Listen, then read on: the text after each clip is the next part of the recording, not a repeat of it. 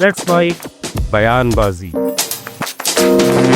कांग्रेस अध्यक्ष मल्लिकार्जुन खड़गे के पुत्र और कर्नाटक सरकार में मंत्री प्रियांक खड़गे का बयान चर्चा में है। प्रियांक खड़गे ने कहा है कि अगर कांग्रेस फिर से केंद्र की सत्ता में आती है तो आरएसएस को पूरे देश में बैन किया जाएगा। प्रियांक ने कहा, देश में नफरत कौन फैला रहा है? सांप्रदायिक हिंसा के लिए कौन जिम्मेदार है? कौन संविधान बदलने की बात करता है? आरएसएस अपनी राजनीतिक शाखा बीजेपी से ये सवाल क्यों नहीं पूछता कि बेरोजगारी क्यों बढ़ रही है या पहलगाम में आतंकी हमला कैसे हुआ? प्रियांक खड़गे ने कहा कि सत्ता में आने के बाद कांग्रेस कानूनी प्रक्रिया के तहत आरएसएस पर प्रतिबंध लगाएगी। बिहार की बदहाल स्वास्थ्य व्यवस्था पर राजस्थान के पूर्व मुख्यमंत्री और वरिष्ठ कांग्रेस नेता अशोक गहलोत ने बड़ा हमला बोला है। पटना के सदाकत आश्रम में प्रेस कॉन्फ्रेंस के दौरान गहलोत ने कहा कि अगर बिहार में इंडिया गठबंधन की सरकार बनती है तो राजस्थान की तर्ज पर चिरंजीवी स्वास्थ्य बीमा योजना लागू की जाएगी और हर वर्ग के नागरिक को सरकारी और निजी अस्पतालों में 25 लाख रुपए तक का मुफ्त इलाज मिलेगा। ये जो शुरू में कहा कि जो इंडिया गठबंधन का जो कैंपेन शुरू हो रहा करीब करीब, तो राजस्थान मॉडल जो है हेल्थ का, उसको आपके यहाँ पर सरकार बनेगी यूपीए इंडिया गठबंधन की, तो यहाँ पर भी आपको राजस्थान मॉडल हेल्थ का बनाया, मैंने बताया आपको, वो लागू किया जाएगा। ये प्रॉमिस करने के लिए हम लोग यहाँ बैठे हुए हैं। बिहार की राजनीति में एक बार फिर तल्ख तेवर देखने को मिले हैं। हिंदुस्तानी आवाम मोर्चा पार्टी के प्रमुख और पूर्व मुख्यमंत्री जीतन राम मांझी ने चिराग पासवान को लेकर बड़ा बयान दिया है। मांझी ने मीडिया के सामने चिराग को घेरते हुए कहा कि चिराग में अभी समझदारी और अनुभव की कमी है। राजनीति में सबका प्रतिनिधित्व जरूरी है। उन्हें सिर्फ एक वर्ग के लिए नहीं, सभी समाज के लिए काम करना चाहिए। जो गरीब है, जो दीन है, उनकी सेवा करनी चाहिए। दलितों के साथ अन्याय होगा तो चिराग पासवान खड़ा है। दलितों के नेता बता रहे हैं कि सबसे बड़े हितैषी हम हैं। कोई कह करके अगर कुछ कोई करता है तो मैं समझता हूँ कि कहीं न कहीं समझदारी में उसको कमी है। हितैषी तो सब समाज सबके लिए राजनीति में जो आया है वो सिर्फ शेड्यूल कास्ट का ही हितैषी हो सकता है। तो बात नहीं, सब समाज के लिए, जिसको गरीब है, दीन है, जिसको आवश्यकता है, उसकी सेवा करने की ज़रूरत है। इसलिए पार्टिकुलराइज करना कि हम फलने समाज के लिए हम कुछ करेंगे तो ये एकांगी बात है। ये हम समझते हैं कि थोड़ा सा अनुभव की कमी इसमें दिखती है। बिहार की राजनीति पर राजस्थान के पूर्व मुख्यमंत्री अशोक गहलोत ने भी एंट्री ले ली है। पटना में मीडिया से बातचीत करते हुए अशोक गहलोत ने चुनाव आयोग की निष्पक्षता पर बड़ा बयान दिया। उन्होंने कहा, ये चुनाव आयोग का फर्ज है कि पक्ष विपक्ष को साथ लेकर कोई फैसला ले, लेकिन बिहार में जो कुछ भी हो रहा है वो संदेह पैदा करता है। ये इश्यू बहुत बड़ा इश्यू है। पहली बार बिहार में जो शुरू हुआ है ना, ये पता नहीं इनकी मंशा क्या है।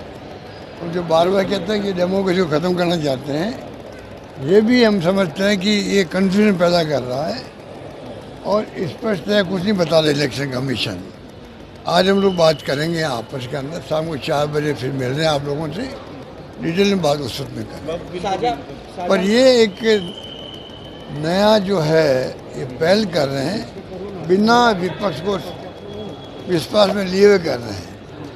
इलेक्शन कमीशन की ड्यूटी होती है पक्ष विपक्ष सबको वो बातचीत करे, इन्वॉल्व करे, उसके बाद फैसला करे। इस प्रकार का फैसला एक तरफा करना उचित नहीं है। वो जो जनता में विश्वास समाप्त हो रहा है। हमें लोग मिलते हैं दिल्ली में भी, जो बिहार के लोग आपके काम करते हैं, वो कहते हैं कि हम अपने माँ बाप का डेट ऑफ बर्थ सर्टिफिकेट कैसे लाएंगे। इस प्रकार की स्थिति बनती जा रही कन्फ्यूजन की। इलेक्शन कमीशन को चाहिए इमीडिएटली इस कन्फ्यूजन को दूर करे, ये मैं कहना चाहूँगा। छत्तीसगढ़ के पूर्व मुख्यमंत्री भूपेश बघेल ने छत्तीसगढ़ में शिक्षा व्यवस्था पर बड़ा सवाल उठाया है। बघेल ने सरकार से सवाल करते हुए कहा कि स्कूल खुले 15 दिन हो गए, लेकिन बच्चों को अब तक न कॉपी मिली न किताब मिली। बच्चे पढ़ेंगे क्या और लिखेंगे क्या? भूपेश बघेल ने कहा कि शिक्षा के नाम पर बड़े बड़े दावे किए जा रहे हैं, लेकिन जमीनी हकीकत बेहद निराशाजनक है। अभी 15 दिन हो गए स्कूल खुले, न किताब है न कॉपी मिली है। पढ़ेंगे क्या और लिखेंगे क्या? ये षड्यंत्र चल रहा है किसानों के खिलाफ, मजदूरों के खिलाफ और बच्चों के खिलाफ। उसके बाद भी सुशासन दिवस मना रहे हैं सरकार। किस बात का सुशासन? मध्य प्रदेश की सियासत में एक बार फिर ओबीसी आरक्षण को लेकर बवाल मचा है। इस बार कांग्रेस नेता जीतू पटवारी ने राज्य के मुख्यमंत्री मोहन यादव पर तीखा हमला बोला है। जीतू पटवारी ने कहा, कांग्रेस कमेटी के इंदिरा भवन में हमने पूरे देश के सामने कांग्रेस की भावना व्यक्त की थी। मैं फिर मध्य प्रदेश में इस भाव को व्यक्त करना चाहता हूं। पहले शिवराज जी ने ओबीसी समाज को धोखा दिया और अब मोहन जी भी वही कर रहे हैं। पीसी हुई थी अखिल भारतीय कांग्रेस कमेटी के इंदिरा भवन में, जिसमें पूरे देश के सामने हमने कांग्रेस की भावना व्यक्त की थी। मैं मध्य प्रदेश में फिर उस भाव को व्यक्त करना चाहता हूं। शिवराज सिंह चौहान रोज सरकार की छवि की बात कर रहे हैं। वो बात कर रहे हैं कि आदिवासियों के हित और अहित की रक्षा अधिकारी कह रहे हैं, सरकार की छवि बिगाड़ रहे हैं। शिवराज जी, आपने जो ओबीसी के परिवार को धोखा दिया, जो अन्याय किया, जो उनके साथ विश्वासघात किया, जो लगभग 20,000 से ज़्यादा ओबीसी के छात्र जिनकी नौकरियां लग गई, इंटरव्यू हो गए पर उनको नियुक्तियां नहीं मिली, अगर इसका कोई दोषी है तो एकमात्र आप शिवराज सिंह चौहान हैं।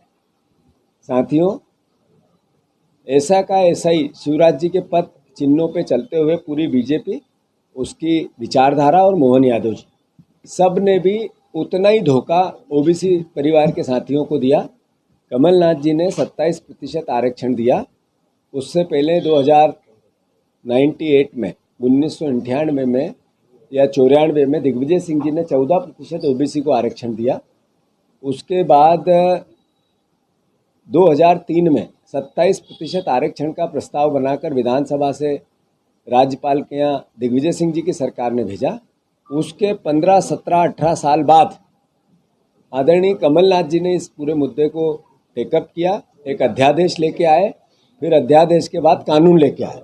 मेरा आप सबसे आग्रह है कि ऐसी पूरी परिस्थिति में जो ओबीसी के छात्रों के साथ, ओबीसी समाज के साथ अन्याय और अत्याचार किया, इसका अगर कोई दोषी है, इसका कोई सज़ा मिलनी चाहिए तो वो है भारतीय जनता पार्टी, मोहन यादव और शिवराज सिंह चौहान। मैं फिर से आग्रह कर रहा हूँ कि जितनी जल्दी हो, जो कोर्ट ने कहा, सुप्रीम कोर्ट ने निर्देश दिए कि ओबीसी का कानून बन गया, लागू करो, तो भारतीय जनता पार्टी मुंह क्यों चुरा रही है? क्यों पीछे के दरवाजे से उनके पीठ में खंजर झोंप रही है? उनके एडवोकेट जनरल ने मीडिया के सामने, प्रदेश की जनता के सामने ये कहा कि कोर्ट ने रोका है। उनके बयान है, पब्लिक डोमेन में, मीडिया के सामने है। इसका मतलब सरकार ने कहा, जबकि फिर बाद में कोर्ट ने कहा अभी 25 तारीख को कि कोई किसी प्रकार का ओबीसी के छात्रों को जब कानून बन गया है तो उनको हक मिलना चाहिए। या तो एडवोकेट जनरल साहब झूठ बोल रहे थे, गुमराह कर रहे थे, और वो बीजेपी की शे पे कर रहे थे, शिवराज जी और मोहन यादव जी के कहने पे कर रहे थे। ये सीधा आरोप है मेरा। मैं फिर से आग्रह करता हूँ, जो आपने कर दिया उसकी सज़ा ओबीसी समाज आपको देगा, पर अब भी सुधरो, अब भी हक दो, अधिकार दो, उनकी सहायता करो। वो बच्चे, शादियाँ टूट रही है सबकी, सबका घर बार परेशान है, न उनकी नौकरी लग रही है, न वो नौकरी पे जा रहे हैं, अधर में लटके हैं। कई लोगों ने उसमें एक तरह से अलग अलग तरह की यातनाएं उन पे हो रही है। तो कृपया मोहन यादव जी, आपकी सरकार इस पे ध्यान दो। हम विपक्ष हैं, आपको बार बार आग्रह कर सकते हैं। अगर आपने इस आग्रह को स्वीकार नहीं किया तो जैसा मैं हर बार कहता हूँ, आपके ऊपर से देव को आना पड़ेगा और ओबीसी के आरक्षण 27% को लागू करना पड़ेगा। मोहन यादव जी, फिर से आपके ऊपर से देव को आना पड़ेगा और फिर ये 27% का आरक्षण आपको लागू करना पड़ेगा। ओबीसी समाज चुप रहने वाला है नहीं। फिर से आपसे विनम्र प्रार्थना है, इसके खिलाफ मेरे पे FIR मत कर देना। ये मैं विपक्ष का दायित्व निभा रहा हूँ, नहीं तो आपको जब हम बताते हैं कि ये अराजकता है तो आप डर के मारे FIR कर देते हो। ये हमें अच्छा लगता है कि मोहन यादव जी हमें रिकग्नाइज कर रहे हैं FIR कर करके कि आप अच्छा काम कर रहे हो, तो उसके लिए भी धन्यवाद आपको। पर ओबीसी समाज आपको देख रहा है और आप जो उनके साथ धोखा किया उसको भी समझ रहा है। इसको कोर्ट के निर्देश को मानो और जितनी जल्दी हो कोर्ट के सामने और प्रदेश के सामने 27% आरक्षण लागू कर। उत्तर प्रदेश में कांवड़ यात्रा नेम प्लेट लगाने वाले फरमान पर विवाद शुरू हो गया है। इस पर अब राजनीति भी गर्मा गई है। इस पर कांग्रेस के वरिष्ठ नेता दिग्विजय सिंह ने इस विवाद पर अपना बयान दिया और कहा कि यह आपत्तिजनक बात है। जो दुकानदार हैं, जो व्यवसाय कर रहे हैं, उसे आप लाइसेंस के अनुसार अनुमति दीजिए। हमेशा होती है, वो इस बार फिर से कांवड़ यात्रा है। तो नेम प्लेट की कंट्रोवर्सी जो योगी सरकार के क्या नेम प्लेट क्या है कि सब लोग अपना नाम लिखें, जो अपना जाति हो, कास्ट हो, सब बताएं ना। देखिए, ये ऐसा है, यही थोड़ी आपत्तिजनक बात हो जाती है कि जो दुकानदार है, जो व्यवसाय में है, उसको आप उसके लिए परमिशन लाइसेंस देते हैं, लाइसेंस के हिसाब से दें। लेकिन ये दुकान पर ये नाम अपना बताना, मैं समझता हूं कि उसका जो लाइसेंस नंबर है वो डाल दीजिए। उसके पास लाइसेंस है कि नहीं है, उससे फीस वसूल कर लीजिए। एक आखिरी सवाल, तेलंगाना उत्तर प्रदेश के गोंडा की कैसरगंज लोकसभा सीट के पूर्व सांसद और बीजेपी के वरिष्ठ नेता बृजभूषण शरण सिंह ने समाजवादी पार्टी प्रमुख अखिलेश यादव को लेकर बड़ा बयान दिया है। बृजभूषण सिंह ने कहा, अखिलेश यादव मजबूरी में धर्म का विरोध करते हैं। वो धर्म के विरोधी नहीं हैं, मजबूरी उनसे ये सब करवा रही है। अखिलेश यादव धार्मिक व्यक्ति है, अतियमन धार्मिक व्यक्ति है। हनुमान जी की प्रशंसा करते थे और अभी अखिलेश यादव ने एक बहुत बढ़िया मंदिर भी बनाया है। और अखिलेश यादव श्री कृष्ण के वंशज हैं, तो धर्म का विरोध कैसे कर सकते हैं? वो थोड़ा बहुत जो करते हैं मजबूरी में करते हैं, समझिए इस बात को। वो मजबूरी में करते हैं, वो धर्म के विरोधी नहीं है, अब मजबूरी उनसे करवा रही है। अब जैसे इस समय सनातन के नाम पर गाली दी जा रही है, मनु के नाम पर गाली दी जा रही है, मनु स्मृति के नाम पर गाली देने का काम कर रहे हैं। जिन्होंने मनु स्मृति को कभी दूर से भी नहीं देखा, वो मनु की आलोचना कर रहे हैं। जो मनु स्मृति को दूर से नहीं देखा, वो मनु की आलोचना कर रहे हैं। जिन्होंने मनु को कभी पढ़ा नहीं, सनातन को कभी पढ़ा नहीं। राजस्थान की राजनीति में अब स्मार्ट मीटर का मुद्दा छाने लगा है। कांग्रेस नेता और पूर्व मंत्री प्रताप सिंह खाचरियावास ने राज्य सरकार की स्मार्ट मीटर योजना पर तीखा सवाल किया है।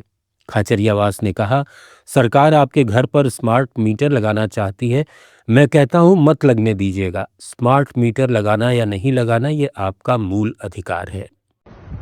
देखिए, राजस्थान में एक बहुत जोरदार काम चल रहा है। मीटर लगाने की प्राइवेट पार्टियां जाती है, जाकर लोगों को डराती है कि आज स्मार्ट मीटर नहीं लगवाओगे तो पुलिस आके लगवा लेगी। नहीं लगवा सकती है पुलिस, ये आपका मूल अधिकार है।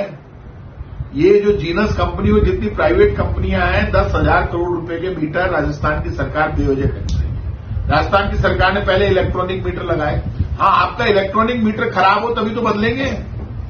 अभी अधिकारी प्राइवेट आदमियों को लेकर जाते हैं, कोई ज्ञान बांटता है, ये ज्ञान वो ज्ञान नहीं चलेगा। भाई साहब, मैं आपसे रिक्वेस्ट कर सकता हूं, आपके घर पे जबरन मीटर, स्मार्ट मीटर ये नहीं लगा सकते। तो लेट्स माइक बयानबाजी में फिलहाल इतना ही। बने रहिए लेट्स माइक के साथ। आप सुन रहे थे let's make more than radio. Follow कीजिए हमें हमारे सोशल मीडिया प्लेटफॉर्म्स पर। It's time for news. It's time for more than radio. Presenting the first radio news app, Let's Mic.